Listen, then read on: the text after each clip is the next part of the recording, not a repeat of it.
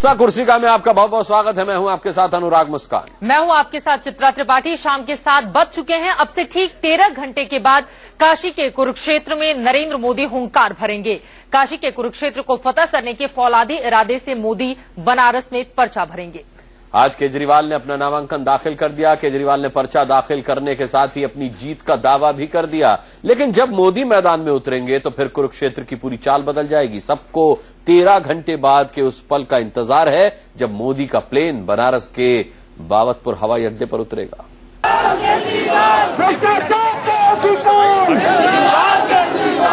काशी के कुरुक्षेत्र का ये ट्रेलर है।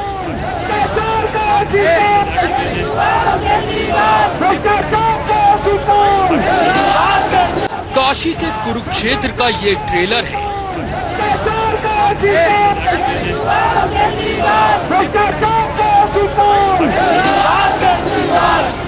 असली पिक्चर अभी बाकी है।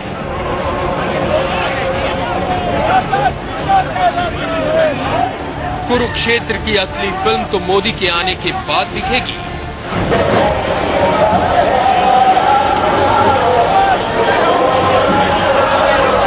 बनारस के रण में उतरने के साथ केजरीवाल ने सबसे पहले अपने सबसे बड़े सियासी दुश्मन मोदी पर हमला बोला।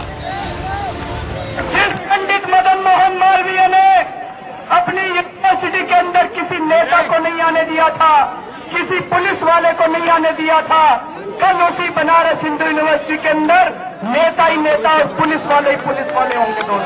दोस्तों, कहीं ऐसा ना हो जैसे अमेठी के लोगों के साथ धोखा हुआ था, कहीं वही धोखा काशी के लोगों के साथ ना हो जाए। काशी के लोगों को भी कहा जाए, देखो वो हेलीकॉप्टर जा रहा है, उसमें आपके नरेंद्र मोदी जी जा रहे हैं। काशी में केजरीवाल का विरोध और स्वागत दोनों हुआ। रण में मोदी के उतरने के बाद क्या होगा? वाराणसी के सभी कार्यकर्ताओं तथा प्रबुद्ध जनता से ये अपील करता हूं कि वो श्री नरेंद्र भाई की अभूतपूर्व सफलता के लिए चुनाव अभियान में पूरी शक्ति से जुट जाएं। कैसे तैयार हो रही है काशी के कुरुक्षेत्र की फिल्म, इसकी एक झलक आपको दिखाते हैं। बनारस में बीजेपी के वॉर रूम की घंटियां लगातार बज रही हैं।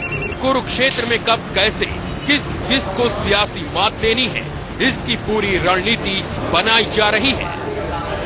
पौराणिक महाभारत तलवार तीर धनुष से लड़ा गया था। काशी के कुरुक्षेत्र में कंप्यूटर है, फोन है, आईटी सेल है, ईवीएम पर बटन दबाना है।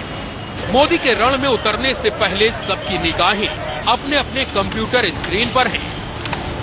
फोन आ रहे हैं, मैसेज दिया जा रहा है, इस इलाके की कमान तुम्हारे हाथ में है। चुनाव कार्यालय वाराणसी से बोल रहा हूँ। आपको बूथ समिति का सदस्य बनाया गया है, जिसके लिए आपको बहुत बहुत धन्यवाद। टारगेट 3 लाख का है, यानी मोदी जब काशी में अपना पर्चा भरेंगे तो 3 लाख लोग रोड शो में हिस्सा लेंगे।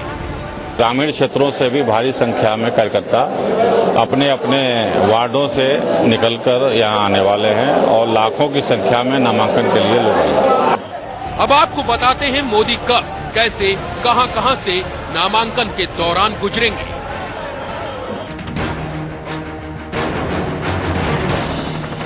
नरेंद्र मोदी बनारस के बावतपुर एयरपोर्ट पर उतरेंगे।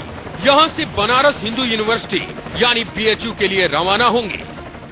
सुबह तकरीबन 8:30 बजे नरेंद्र मोदी विशेष विमान के जरिए बनारस हवाई अड्डे पर पहुंचेंगे और फिर बनारस हवाई अड्डे से वो एक चॉपर पर सवार होंगे।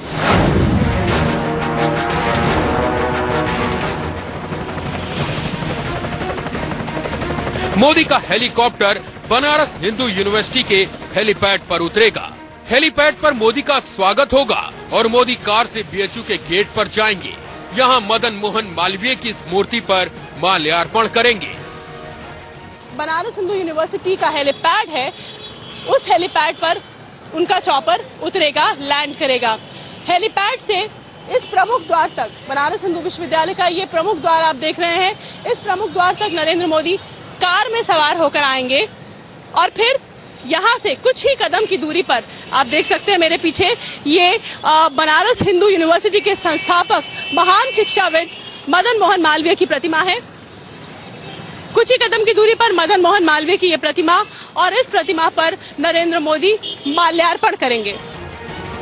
मदन मोहन मालवीय की मूर्ति पर माल्यार्पण के बाद मोदी फिर हेलीपैड आएंगे और काशी विद्यापीठ के लिए रवाना होंगे।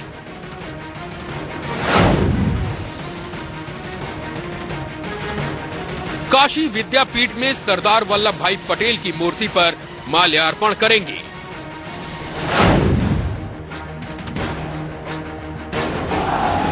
पटेल की मूर्ति पर माल्यार्पण के बाद मोदी खुली गाड़ी में सवार होकर रोड शो के लिए निकलेंगे। थोड़ी दूर पर विवेकानंद की मूर्ति है, वहां माल्यार्पण करेंगे।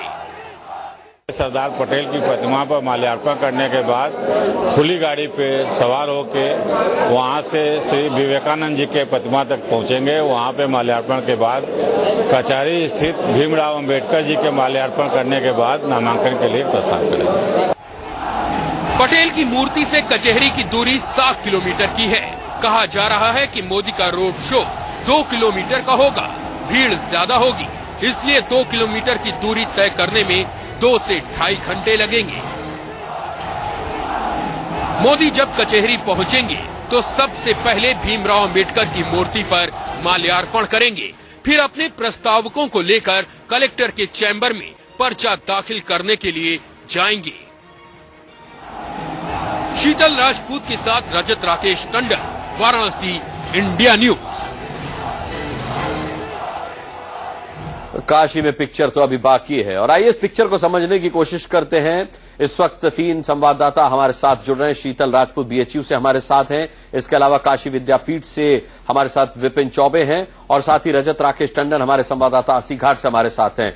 शीतल, क्या तैयारियां हैं बीएचयू में, क्योंकि सबसे पहले बीएचयू ही जाना है। अरविंद केजरीवाल ने बीएचयू में मोदी को आने को लेकर निशाना साधा। उन्होंने कहा मदन मोहन मालवीय ने अपने जीते जी किसी राजनेता को वहां नहीं आने दिया। कल वहां पर मोदी जाएंगे, पुलिस कभी नहीं आई वहां मोदी की सुरक्षा में, कल पुलिस भी होगी। बिल्कुल, अरविंद केजरीवाल ने आज यही कटाक्ष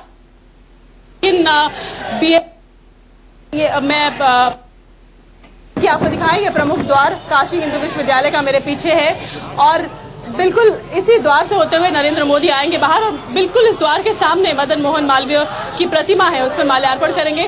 जहां तक आपने यहाँ के माहौल की बात कही तो माहौल में चारों तरफ नारों की गूंज आपको सुनाई दे रही होगी। कुछ लोग मेरे साथ मौजूद हैं और बहुत से लोग युवा हैं, हर वर्ग के लोग हैं जो इस गेट के उस तरफ और इस तरफ दोनों तरफ नारे लगा रहे हैं, उद्घोष कर रहे हैं और खूब यहाँ पर इस वक्त हंगामे का माहौल है।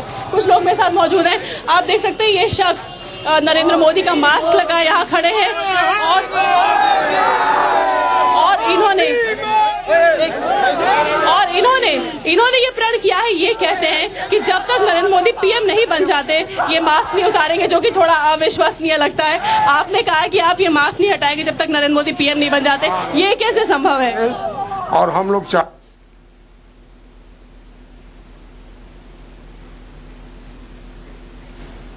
कुछ समस्या हमारे साथ तकनीकी आ रही है इस वक्त शीतल से जुड़ पाने में, हम शीतल का रुख करेंगे। लेकिन इस वक्त अब क्योंकि बीएचयू से होते हुए चित्रा सीधे काशी विद्यापीठ जाना है और वहां पर हमारे संवाददाता विपिन चौबे मौजूद हैं। विपिन, वहां क्या तैयारियां हैं? देखिए, काशी विद्यापीठ के अंदर भी उनके स्वागत के लिए तैयारियां जोरों पर हैं।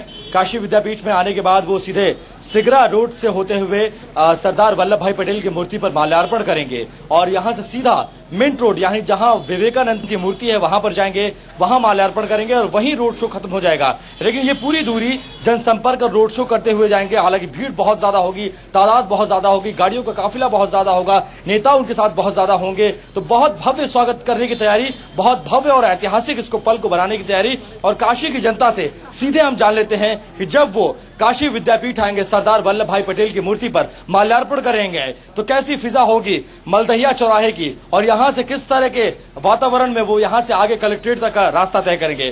किस तरह की तैयारी आप लोगों ने नरेंद्र मोदी के लिए की है? पहली बार इस काशी की धरती पर इस तरह से रोड शो करते हुए नजर आएंगे। सर, हम लोगों ने तैयारी बहुत ही अच्छे तरीके से किया है।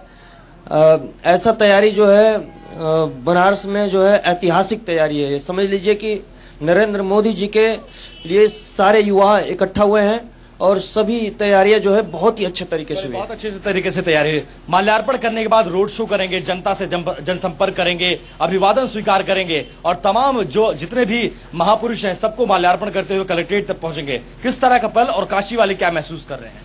काशी पहले से ही उनके स्वागत में तैयार है और प्रधानमंत्री पद का दावेदार अगर काशी का होगा बाबा विश्वनाथ की नगरी से, तो काशी में उत्साह चरम पर होगा और काशी के लोग जन जन में इस समय केवल मोदी भाग गए हैं। मोदी है चित्रा, आप समझ सकती हैं कि काशी के रग रग में इस समय मोदी है, हर हर मोदी है, घर घर मोदी है। लेकिन इंतजार 13 घंटे बाद उस पल का होगा जब नरेंद्र मोदी काशी की धरती पर सड़कों पर आम जनता के बीच रोड शो करते चलिए, इसके लिए थोड़ा इंतजार करना होगा। सीधे रुक करेंगे 80 घाट का। बनारस के लोग क्या सोचते हैं नरेंद्र मोदी के नामांकन को लेकर और उनका मुकाबला किससे मानते हैं? रजत राकेश टंडन हमारे साथ जुड़े हुए हैं। रजत, लोगों से बातचीत कीजिए और जानने की कोशिश कीजिए नामांकन को लेकर बनारस के लोगों के मन में क्या है। देखिए, यहाँ एक लोग हमारे साथ इकट्ठा है, नामांकन कल करने जा रहे हैं नरेंद्र मोदी। कितने लोग होंगे?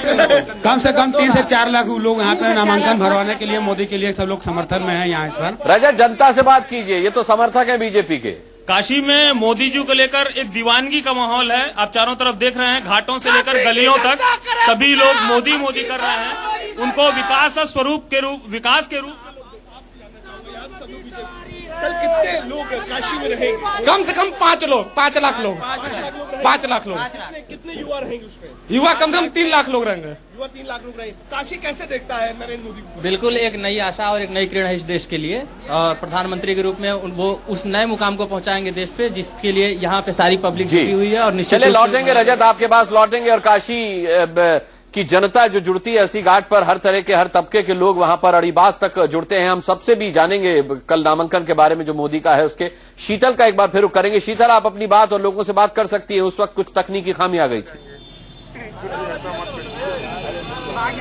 बिल्कुल, हमारे साथ तमाम लोग यहाँ पर मौजूद हैं।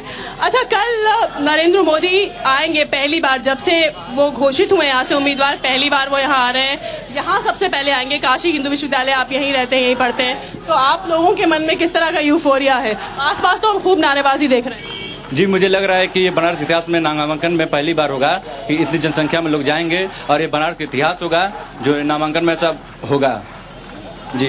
और जैसा लग रहा है कि हमारे लेकिन अरविंद केजरीवाल जिन्होंने आज नामांकन किया, उनका ये कहना था कि मदन मोहन मालवीय जो कि संस्थापक हैं इस आपकी यूनिवर्सिटी के, वो हमेशा राजनीति से दूर रहते थे, लेकिन नरेंद्र मोदी यहीं आ रहे हैं इसी प्रांगण में। लेकिन अगर कहा जाए तो मालवीय जी, सही बात है कि हमारे उनको आस्था है, लेकिन अगर देखा जाए तो वो राजनीतिक से दूर थे। लेकिन राजनीतिक बिना भी कुछ नहीं हो सकता। जैसे कि मतलब वो जो नरेंद्र मोदी जो बात करते हैं वो राजनीति में है, लेकिन एक अगर देखा जाए तो विकास की बात करते हैं, वो एक विकास पुरुष है। विकास पुरुष, मुझे नहीं लगता कुछ कहने की जरूरत है, क्योंकि उन्होंने रिजल्ट दिया। मैं बस एक बहुत कुछ कहने की जरूरत है। शीतल, आप बने रहिएगा हमारे साथ। हम यहाँ एक छोटे से ब्रेक के लिए रुक रहे हैं और ब्रेक के बाद जब वापस लौटेंगे तो आगे आपको दिखाएंगे नरेंद्र मोदी के 4 प्रस्तावक कौन है। आप कहीं मत जाइए।